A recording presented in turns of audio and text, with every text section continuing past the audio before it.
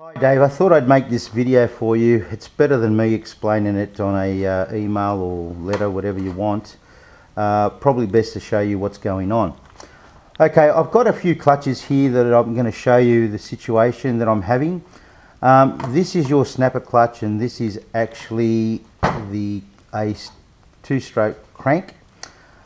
You'll see that when I place your clutch and I put into it, you'll see that it's the distance that I've got there, and there you probably can just see where the end of the taper is there. So when I just do that, it just falls off. So to me, you know, I'm not getting much. It's spinning very easy. It feels like it's on its edge. It's not sort of that nice snug feel. Okay, now I'll put a few clutches that I've got here and just do the same thing. And as you can see, I can do that, and when I go to turn them, they're actually quite hard. They look like they're gripping, all right, already, without me having to screw anything down. And you can see that it's quite hard.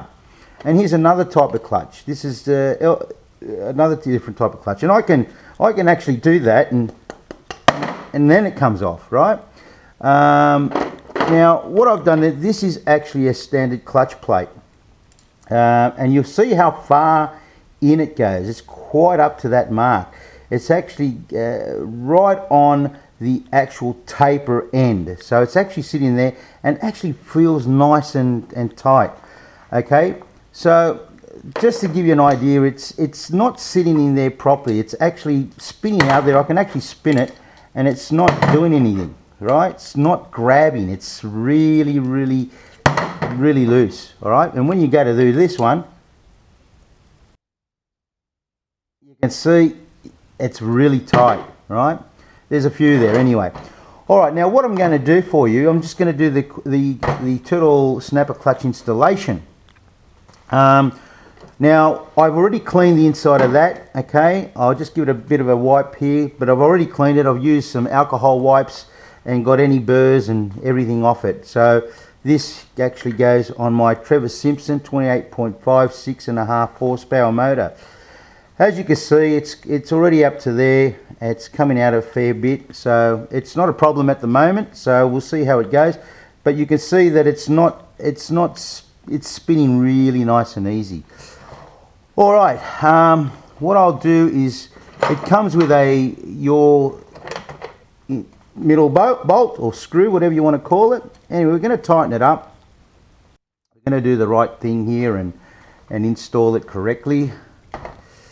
Okay, what I'm going to do is put my piston stopper in there for you. I want to try to get this done correctly. It's been giving me a headache, so all right.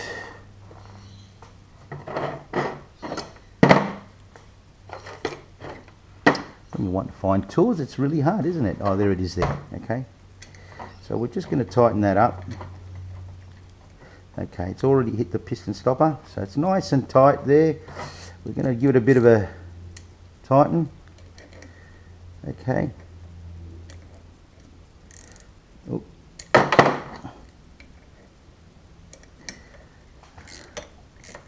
Okay. Okay. Nice and tight, guys. Okay. All right. So we've got that. And we're going to install the rest of the clutch. Okay, now I just received this the other day, and this is the RC Max 3015. It's for the Blackbone gearing setup. Now I contacted Blackbone and I spoke to them. His name is Lee, and he said there was no difference between the RC Max Blackbone setup clutch belt to his standard HBI Blackbone clutch belt. So this theoretically should fit. So we're going to try this. We're going to install it and we're going to see how we go with it. Fits in there nice and neat. Yep, not bad. Goes in there quite easy. Now we're going to put the carrier, right? There it is there. It's your Turtle Racing heavy duty one with the bigger bearings. And we're going to try to install it. And as you can see, we have a problem. We've got about 2 mils, right? It's touching the clutch, okay? It's hitting the clutch. I've got an issue, all right? So we can either do two things here. We can either remove some meat from the inside and bring this all out forward and sort it out that way. Now, the other issue that I've also noticed, Dave, is this particular part of the shaft is actually a lot smaller than the actual original black bone setup. Okay, you can see that there's a difference, right, in the way it's done.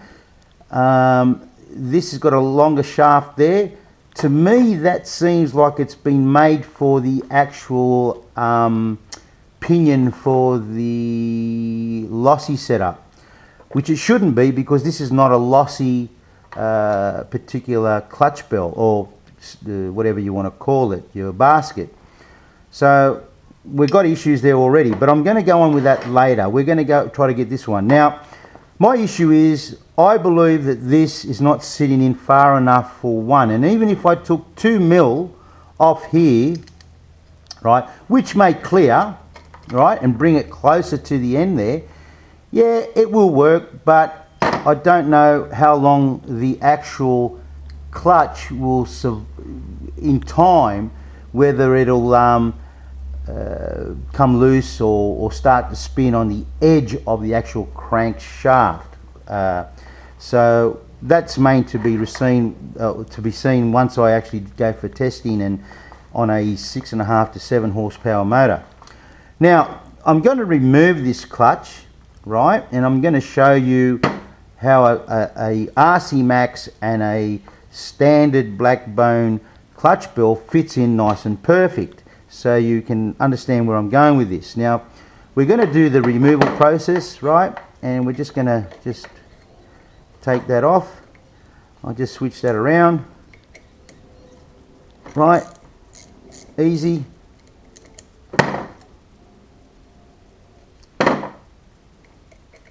Tight as.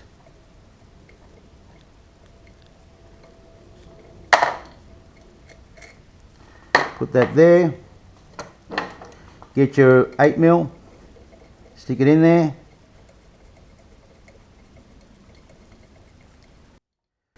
Remember to turn it round so you don't damage anything.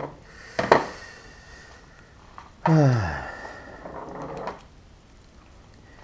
we're going to move this, or remove it, should I say. Now we're going to break the seal. Very simple. And there she goes. Falls off real simple and easy. Well, it shouldn't be, but it does.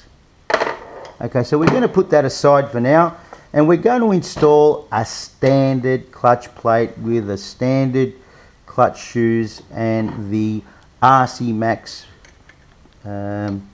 clutch bell that fits the RC Max and any other standard black bone clutch bell setup. Now, you've got to remember that this actually should fit quite easily, all right? And it will. We're going to tighten this up. Oops, sorry, wrong one. There it is there.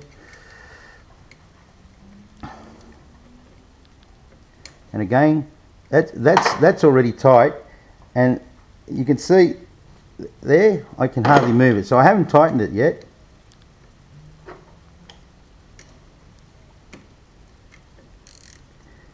Oh, you can feel the difference. It is really seating in there really nice and tight. Okay, all right, so as you can see, nice and tight in there, not a problem. Now what we're going to do here is we're going to install a standard clutch, CY clutch. Okay, I'm going to go this way and put that in. Now just bear with me, Dave. Whoops, typical when you're trying to do things. Sorry, mate. Yep, we're going to install this now onto here.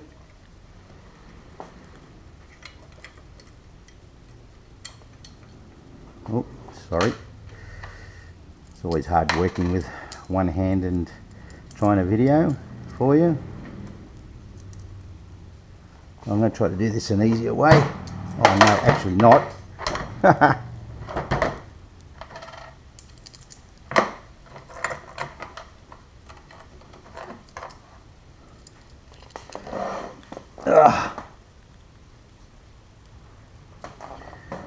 Sorry about that, guys. I had an easier time last time. Okay, let's try to get this going right. And take it really slow.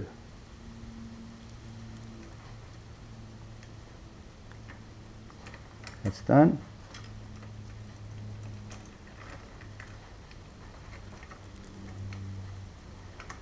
Okay, done.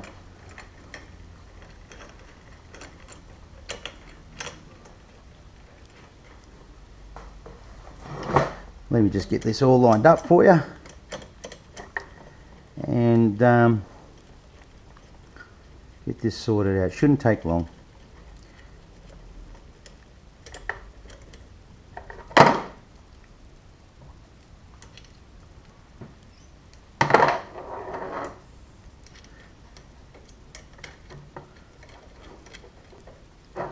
Okay, now that's in there nice and neat. I will tighten it just a fraction, just so it sits in nice and I don't have any issues. That's it. That's all I want to tighten it for now, not too much because I want to take it off. That's it. Now, as you can see, I'm taking that setup away and I'm going to be installing the Blackbone RC Max clutch plate, bell and Turtle Racing heavy duty carrier. Now it goes in there. As you can see, it just fits in really nice. We can just quickly screw that in just to keep it in place, and as you can see, there it is there, right? Fits in nice and neat, and you can see there's not much gap there, right? But you've got plenty of gap there, which is the most important thing. Now remember again, you can't go any further this way or further that way because it sits on the barger correctly. So the problem is between there and there. So all I'm saying is, firstly, I think quality control needs to be looked at. I don't think this is the right basket compared to what you've advertised on here. My issues also is the clutch itself. I don't believe it's sitting in well, so if it would have went in further, I may not have it to do any machining on this, but again, that's 2 mils we're talking about, so we still may need to machine this. Now my question to you, Dave, is if I take part in machining this particular bell, or if you want to call it basket, and I trial it and get it going and it's perfect, will I still be able to warrant the rest of the clutch? Because I've got a few concerns regarding the actual clutch itself. Not saying that it won't work, but I want to make sure that I'll be able to return it if there's a problem. So if you can give me an idea by email, I'll be most appreciated. I'm willing to work with you. I'm not in the situation of bagging you. I'm trying to do a test on these particular clutches to see whether they've got the capabilities that you've been mentioning.